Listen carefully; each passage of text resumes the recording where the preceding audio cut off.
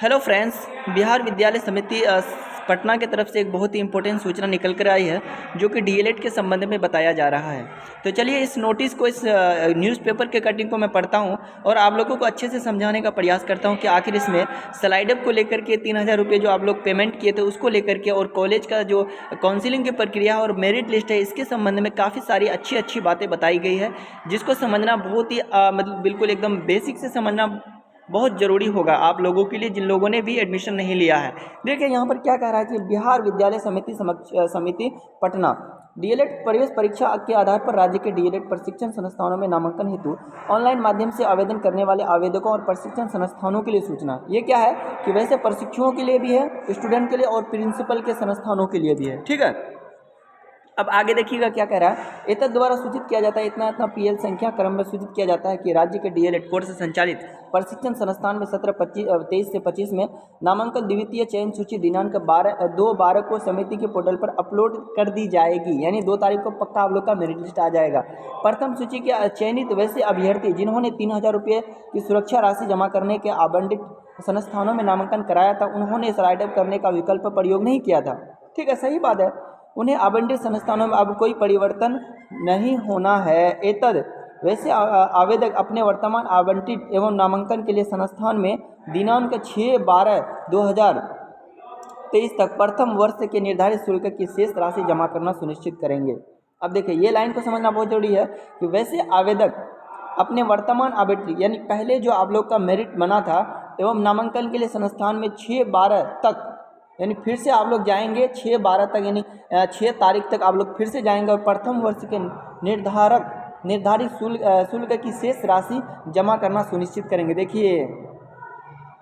जो लोग भी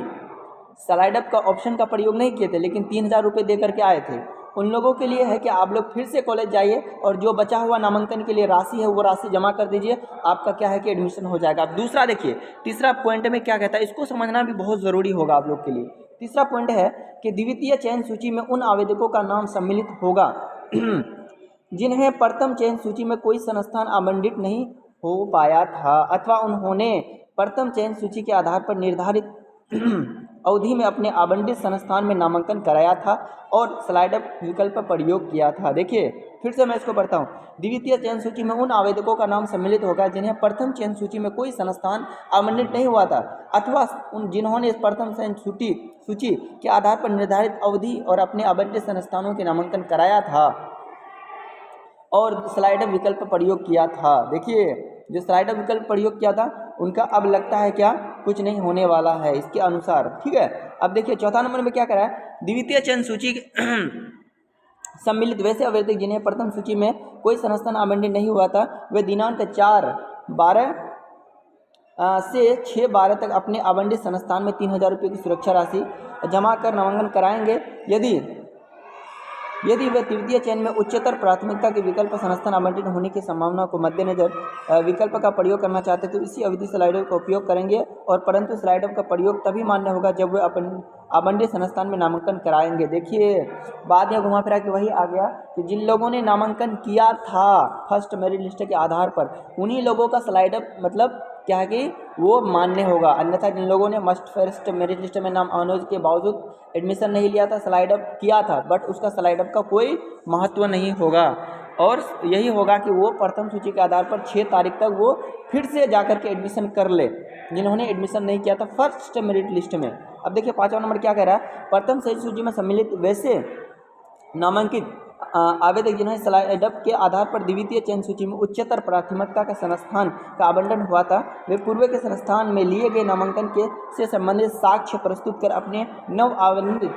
संस्थान में 4/12 से लेकर 6/12 तक कराएंगे। यानी जिन लोगों का स्लाइड अप हो जाएगा और संस्थान में मिल जाएगा फिर से वो लोग 4 तारीख से 6 तारीख तक वो लोग नामांकन फिर से कराएंगे। ठीक है, अब आगे देखिए, साथ ही यदि तृतीय चरण में उच्चतर प्राथमिकता विकल्प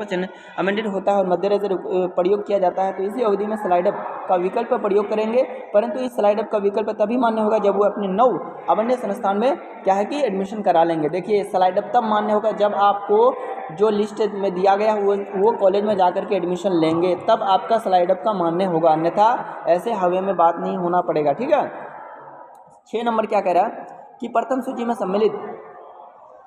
अच्छा 6 नंबर हो गया। 7वां नंबर, जो आवेदक द्वितीय चयन सूचना पत्र पर आबंधित संस्थान निर्धारित अवधि और नामांकन नहीं लेते हैं वैसे आवेदकों का अभ्यर्थित्व अगले चरण के लिए समाप्त हो जाएगा। देखिए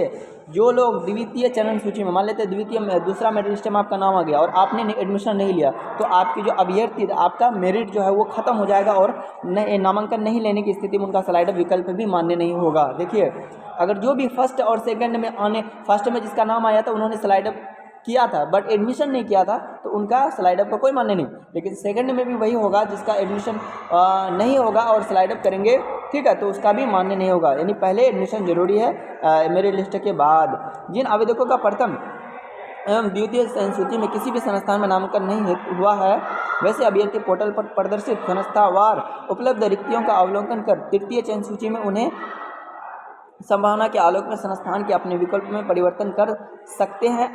अथवा नया विकल्प जोड़ सकते हैं जिसकी निर्धारित तिथि 8/12 होगी। ठीक है, अब देखिए 9 नंबर, स्लाइड के आधार पर नया संस्थान आवंटन होने की स्थिति में आवेदक को पूर्व संस्थान में आवंटन रद्द हो जाएगा। देखिए स्लाइड के आधार पर अगर आप नया देंगे तो पूर्व जो पहले जो आप एडमिशन लिए होंगे वो रद्द हो जाएगा, नया वाला आ जाएगा। कहने का तात्पर्य यही है। अब देखिए 10 नंबर क्या कह रहा है कि डीएलएड कोर्स से संचालित सभी संस्थानों के प्राचार्य को निर्देश दिया जाता है कि विभागीय पत्र और निर्देशों का आरक्षक अनुपालन करना सुनिश्चित करेंगे। जिन संस्थानों के द्वारा विभागीय पत्र एवं निर्देश का अनुपालन करने में शिथिलता बरती जाती है वैसे संस्थानों में विरुद्ध सख्त कार्रवाई की जाएगी। देखिए कहीं भी कोई धांधली वांधली नहीं होगा, विभक्ति संख्या इतना में दिया हुआ है। तो देखिए घुमा फिरा के बात वही है